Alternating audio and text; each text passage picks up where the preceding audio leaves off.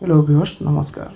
आज का यह वीडियो मौर्य साम्राज्य पर आधारित है, जो कि सभी परीक्षाओं के दृष्टिकोण से बहुत ही महत्वपूर्ण चैप्टर है।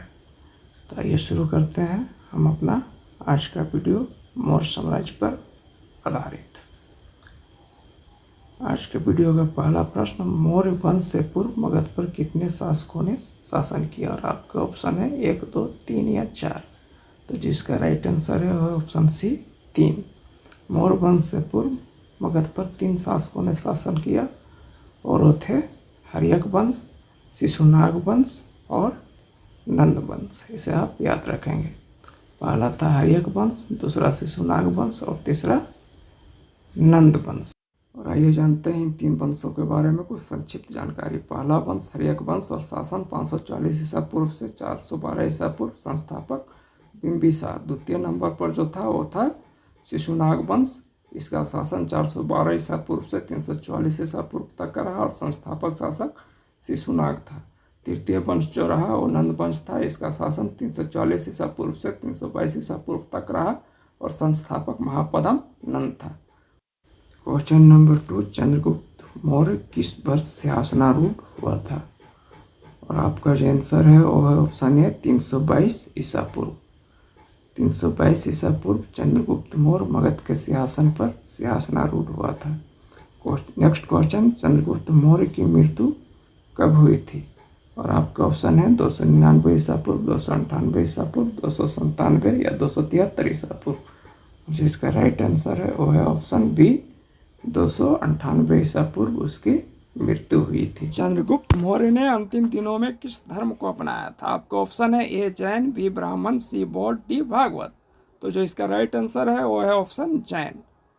वह जैन मुनि भद्रबाहु के संपर्क में आकर जैन धर्म का अनुयायी बना था और अंतिम समय तक इसका पालन करता रहा था।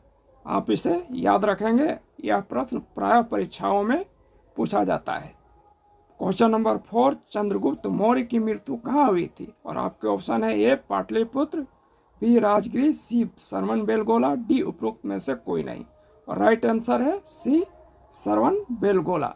जैन अनुश्रुतियों के अनुसार ये माना जाता है कि चंद्रगुप्त मौर्य अपने अंतिम दिनों में जैन मुनि भद्रबाहु के संपर्क में आकर दक्षिण की ओर प्रस्थान किया था और वहीं पर उसकी मृत्यु हुई थी। नेक्स्ट क्वेश्चन है, मौर्य काल में भूमि कर क्या थी? और जो इसका राइट आंसर है वो है ऑप्शन बी 1/6। इसे आप याद रखेंगे।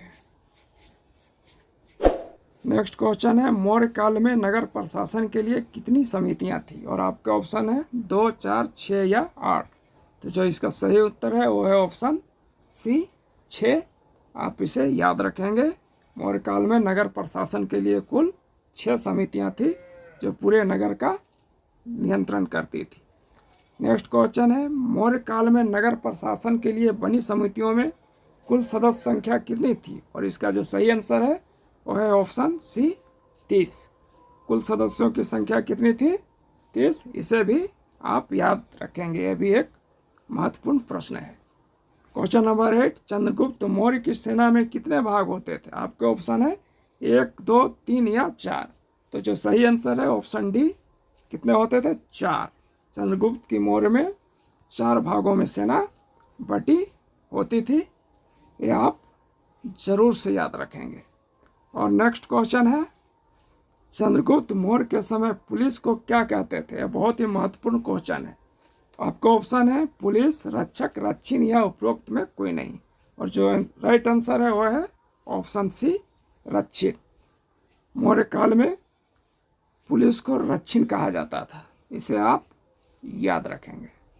नेक्स्ट क्वेश्चन है, मौर्य काल में घूम घूम कर सूचनाएं एकत्र करने वाले गुप्तचरों को क्या कहते थे? और आपके ऑप्शन है अस्थायी, संचारण, संचारित या संस्थान। और जो सही आंसर है वो है संचारण। मौर्य काल में घूम घूम कर सूचनाएं एकत्र करने वाले गुप्तचरों को संचारण कहा जाता था। इसे आप याद रखेंगे। ये भी परीक्षा की दृष्टि से यह अत्यंत ही महत्वपूर्ण प्रश्न है। और अब नेक्स्ट क्वेश्चन है, एक ही स्थान पर रहकर कार्य करने वाले गुप्तचरों को क्या कहा जाता था? और आपके ऑप्शन है अस्थायी, संचारण, संचारित या संस्थान। तो उन्हें क्या कहा जाता था? संस्थान, एक ही स्थान पर जो रहकर गुप्तचर का कार्य करते थे वैसे लोग को संस्थान कहा जाता था। नेक्स्ट क्वेश्चन है, मौर्य काल में न्यायालय दो प्रकार के होते थे, दीवानी न्यायालय को क्या कहते थे? तो जो इसका राइट आंसर है वो है ऑप्शन सी, धर्मस्थ। दीवानी न्यायालय को मौर्य काल में क्या कहा जाता था? धर्मस्थ। इसे आप जरूर याद रखेंगे। नेक्स्ट क्वेश्चन है, चंद्रगुप्त मौर्य के शासन काल में किस झील का निर्माण किया गया था? और जो सही आंसर है वो है ऑप्शन सी, सुदर्शन झील का निर्माण किया गया था। एक बहुत ही महत्वपूर्ण प्रश्न है और प्राय परीक्षाओं में पूछा जाता है, इसे आप याद रखेंगे। क्वेश्चन नंबर 14, मौर्य काल में प्रशासन में किस भाषा का प्रयोग किया जाता था? और आपका ऑप्शन है संस्कृत, हिंदी, पाली या प्राकृत। तो जो सही आंसर है वो है मौर्य काल में प्रशासन में प्राकृत भाषा का प्रयोग किया जाता था, ऑप्शन डी। इसे आप याद रखेंगे, ये भी एक महत्वपूर्ण प्रश्न है। नेक्स्ट क्वेश्चन है, मौर्य काल में प्रचलित सिक्के को क्या कहते थे? निष्क, स्वर्ण, पन या उपरोक्त में कोई नहीं। और जो इसका राइट आंसर है वो है ऑप्शन सी, पन। मौर्य काल में सिक्कों को क्या कहा जाता था? पन। क्वेश्चन 16, किस वंश के शासन में सभी सरकारी कर्मचारियों की वेतन का नगद भुगतान किया जाता था? तो ऑप्शन बी सही आंसर है, वो है मौर्य वंश के अंदर नगद भुगतान किया जाता था। नेक्स्ट प्रश्न है, किस लेखक ने भारतीय समाज को 7 वर्गों में विभाजित किया? आपका ऑप्शन है चाणक्य, विशाखदत्त, मेगास्थनीज या फाहियान। तो जो इसका सही आंसर है वो है ऑप्शन सी, मेगास्थनीज ने भारतीय समाज को 7 वर्गों में विभाजित किया था। इसे भी आप याद रखेंगे। दोस्तों, इस वीडियो का सारा ही प्रश्न अति महत्वपूर्ण है परीक्षा के दृष्टिकोण से। नेक्स्ट क्वेश्चन है, मौर्य काल में भूमि पर स्वामित्व किसका था? ऑप्शन है किसान, राजा, सामंत या मंत्री का। और जो इसका राइट आंसर है वो है ऑप्शन सी, मौर्य काल में भूमि पर राजा का स्वामित्व होता था।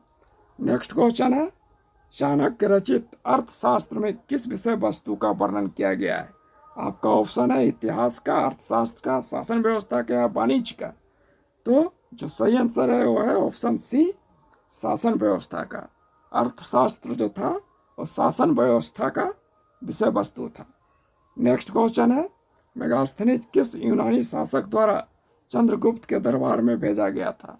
और जो इसका राइट आंसर है वो है सेल्यूकस के द्वारा मेगास्थनीज भेजा गया था। नेक्स्ट क्वेश्चन है, प्रथम भारतीय सम्राट जिसने अन्य देशों के साथ कूटनीतिक संबंध रखे थे? बिंबिसार, अजातशत्रु, चंद्रगुप्त मौर्य या बिंदुसार। तो जो सही आंसर है इसका ऑप्शन सी, चंद्रगुप्त मौर्य ने अन्य देशों के साथ कूटनीतिक संबंध रखे थे। नेक्स्ट क्वेश्चन है, किस लेखक ने मौर्य काल के विषय में लिखा है कि सभी भारतीय स्वतंत्र हैं, वहाँ एक भी दास नहीं है? तो यह कथन है मेगास्थनीज का, ऑप्शन सी। इसे आप याद रखेंगे। क्वेश्चन नंबर 23, मौर्यकालीन भारतीयों के लिए एक लेखक ने लिखा है कि भारतीयों को लिखना नहीं आता था, वह लेखक कौन था? तो जो इसका राइट आंसर है वो है मेगास्थनीज ने एक उक्त बातें भारतीयों के लिए कही थी। नेक्स्ट क्वेश्चन है, किस इतिहासकार ने चंद्रगुप्त की तादात्म्यता एंड्रोकोटस या सेंड्रोकोटस से की है? और जो इसका सही आंसर है वो है ऑप्शन है विलियम जोन्स। विलियम जोन्स ने उसकी तुलना एंड्रोकोटस और सेंड्रोकोटस से की है। क्वेश्चन 25, चंद्रगुप्त के लिए हम्बल ओरिजिन शब्द का प्रयोग किस लेखक ने किया है? और जो इसका राइट आंसर है वो है ऑप्शन सी, जस्टिन ने। जस्टिन ने मौर्य के लिए हम्बल ओरिजिन शब्दों का प्रयोग किया है। इसे आप याद रखेंगे। नेक्स्ट क्वेश्चन है, बिंदुसार का सिंहासनारोहण कब हुआ था? और आपका ऑप्शन है 300 ईसा पूर्व, 298 ईसा पूर्व, 273 ईसा पूर्व या 269 ईसा पूर्व। तो जो राइट आंसर आप देख रहे हैं वो है 298 ईसा पूर्व में उसका सिंहासनारोहण हुआ था। नेक्स्ट क्वेश्चन है, बिंदुसार का नाम बिंदुसार क्यों पड़ा? तो इसका जो राइट आंसर है वो है ऑप्शन बी, क्योंकि उसके माथे पर बिंदु के बराबर निशान था, इसलिए उसका नाम बिंदुसार पड़ा। क्वेश्चन नंबर 28, बिंदुसार ने लगभग कितने वर्षों तक शासन किया? और आपका ऑप्शन है 20 वर्ष, 25 वर्ष, 30 वर्ष या 32 वर्ष। और जो इसका राइट आंसर है वो है ऑप्शन बी, 25 वर्ष। बिंदुसार ने लगभग 25 वर्षों तक मगध के सिंहासन पर राज किया। क्वेश्चन नंबर 29, किस मौर्य शासक ने सीरिया के शासक एंटियोकस से शराब, अंजीर और दार्शनिक भेजने का निवेदन किया था?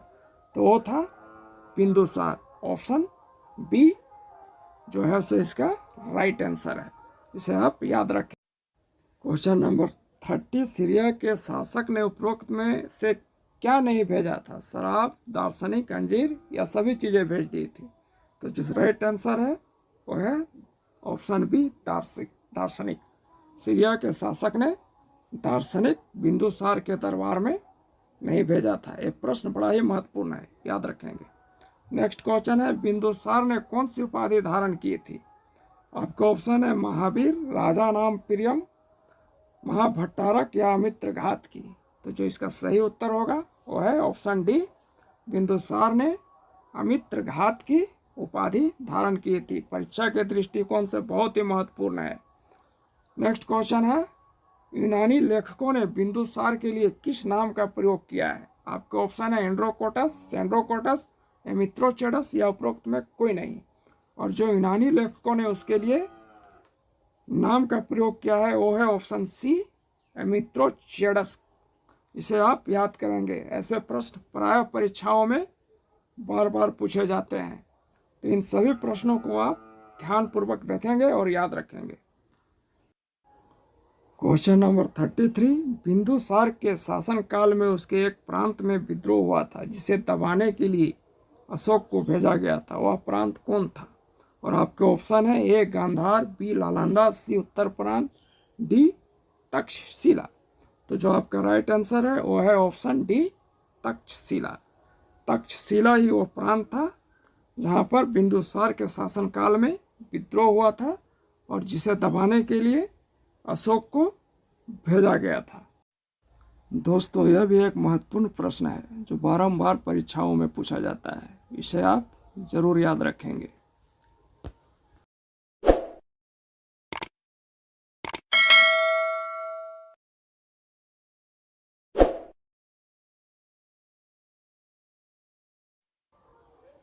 क्वेश्चन नंबर 34, बिंदुसार की मृत्यु कब हुई थी? और आपके ऑप्शन है ए 298 ईसा पूर्व, बी 273 ईसा पूर्व, सी 269 ईसा पूर्व या डी 232 ईसा पूर्व। और जो इसका राइट आंसर है वो है ऑप्शन बी, 273 ईसा पूर्व बिंदुसार की मृत्यु हुई थी। क्वेश्चन नंबर 35, अशोक का राज्याभिषेक कब हुआ था? और आपका ऑप्शन है ए 298 ईसा पूर्व, बी 273 ईसा पूर्व, सी 269 ईसा पूर्व, डी 232 ईसा पूर्व। और जो राइट आंसर है वो है ऑप्शन सी, 269 ईसा पूर्व। तो अशोक का राज्याभिषेक 269 ईसा पूर्व में हुआ था, इसे आप याद रखेंगे। क्वेश्चन नंबर 36, कलिंग का युद्ध अशोक ने किस वर्ष लड़ा था? और आपका ऑप्शन है ए 269 ईसा पूर्व, बी 265 ईसा पूर्व, सी 261 ईसा पूर्व, डी 259 ईसा पूर्व। और जो इसका राइट आंसर है वो है ऑप्शन सी, 261 ईसा पूर्व ये कलिंग का युद्ध लड़ा गया था, इसे आप याद रखेंगे।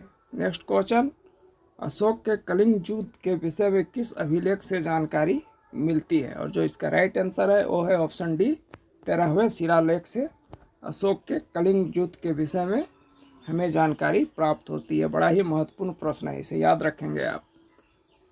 क्वेश्चन नंबर 38, कलिंग विजय के पश्चात अशोक ने किस प्रदेश को उसकी राजधानी बनाई थी? तो जो इसका राइट आंसर है वो है ऑप्शन बी, तौसाली को। कलिंग विजय के पश्चात अशोक ने तौसाली को उसकी राजधानी बनाई थी। नेक्स्ट क्वेश्चन है, कलिंग की प्रजा के साथ किस प्रकार का व्यवहार किया जाए, इस विषय में अशोक के आदेश किस अभिलेख में है? तो जो इसका सही आंसर है वो है ऑप्शन सी, धौली में। धौली अभिलेख में इस विषय में जानकारी हमें प्राप्त होती है, इसे आप जरूर याद रखेंगे। नेक्स्ट क्वेश्चन है, अशोक के समय कौन सी बौद्ध संगति हुई थी? आपको ऑप्शन है 1, 2, 3 या 4। तो जो इसका राइट आंसर है वो है ऑप्शन सी 3। अर्थात अशोक के समय में तृतीय बौद्ध संगति का आयोजन पाटलिपुत्र में किया गया था। इसे आप जरूर याद रखेंगे। नेक्स्ट क्वेश्चन है, तृतीय बौद्ध संगति कहाँ हुई थी? और आपका ऑप्शन है ए पाटलिपुत्र, बी वैशाली, सी कुंडलबल या डी राजगिरी। तो जो इसका सही आंसर है वो है ऑप्शन ए पाटलिपुत्र। तृतीय बौद्ध संगति का आयोजन पाटलिपुत्र में किया गया था। क्वेश्चन नंबर 42, इस संगति के अध्यक्ष कौन थे? और जो इसका राइट आंसर है वो है ऑप्शन ए मुगालीपुत्र तिस्य। इस संगति के अध्यक्ष जो थे वो थे मुगलीपुत्र तिस्य। क्वेश्चन नंबर 43, बौद्ध भिक्षु सामान्यतः पीले वस्त्र धारण करते हैं। बौद्ध भिक्षु के श्वेत वस्त्र धारण करने का क्या अर्थ होता है? और जो इसका राइट आंसर है ऑप्शन सी, उन्हें संघ से निष्कासित किया जा रहा है। नेक्स्ट क्वेश्चन, अशोक ने बौद्ध धर्म को कब अपनाया था? तो जो इसका राइट आंसर है वो है कलिंग युद्ध के पश्चात। जी हाँ, ऑप्शन सी कलिंग युद्ध के पश्चात। नेक्स्ट क्वेश्चन है, अशोक के अभिलेखों को सर्वप्रथम पढ़ने वाले विद्वान कौन थे?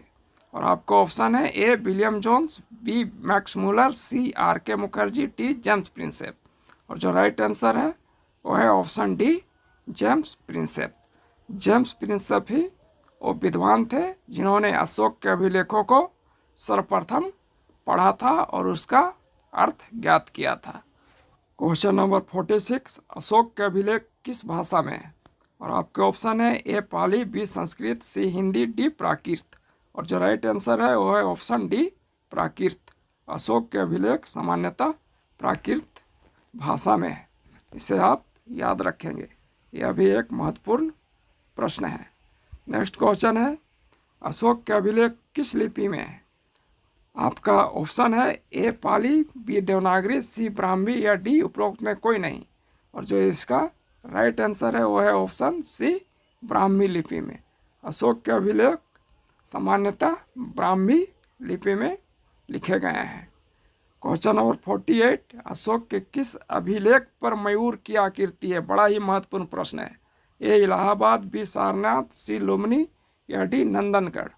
और जो इसका राइट आंसर है वो है ऑप्शन डी नंदनगढ़। नंदनगढ़ के अभिलेख पर मयूर की आकृति है। क्वेश्चन नंबर 49, अशोक के स्तंभ किस देश के स्तंभों के समान है? आपका ऑप्शन है नेपाल, बी लंका, सी रोम, डी पर्सिया। तो जो राइट आंसर है वो है D option D Persia. Persia देश के स्तंभों के समान है।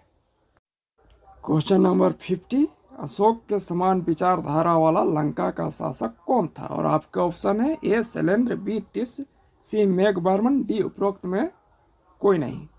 और जो इसका राइट आंसर है वो है ऑप्शन बी तिस्य।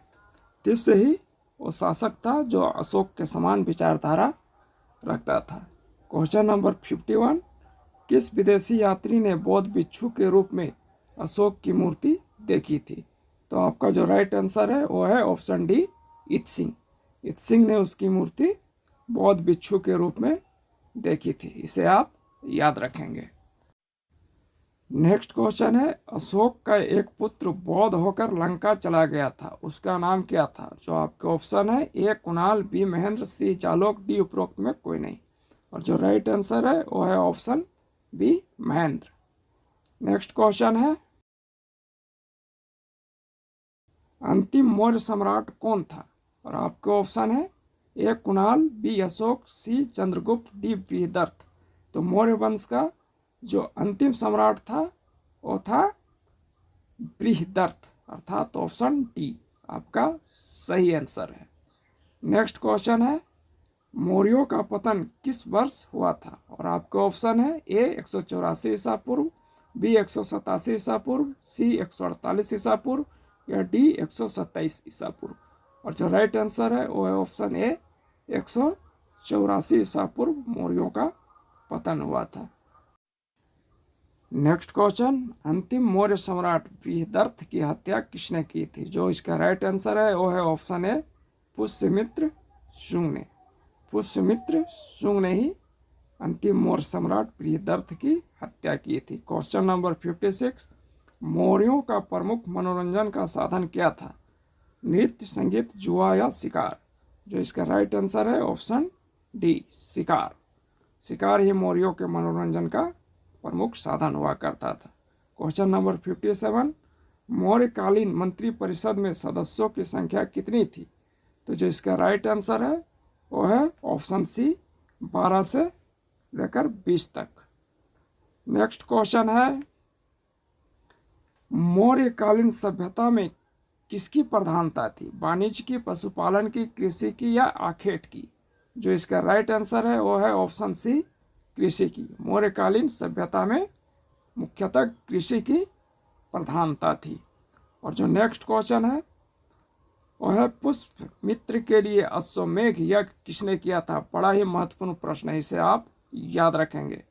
और वो विद्वान थे पंतजलि। पंतजलि ने ही पुष्यमित्र के लिए अश्वमेध यज्ञ किया था, इसे आप जरूर याद रखेंगे।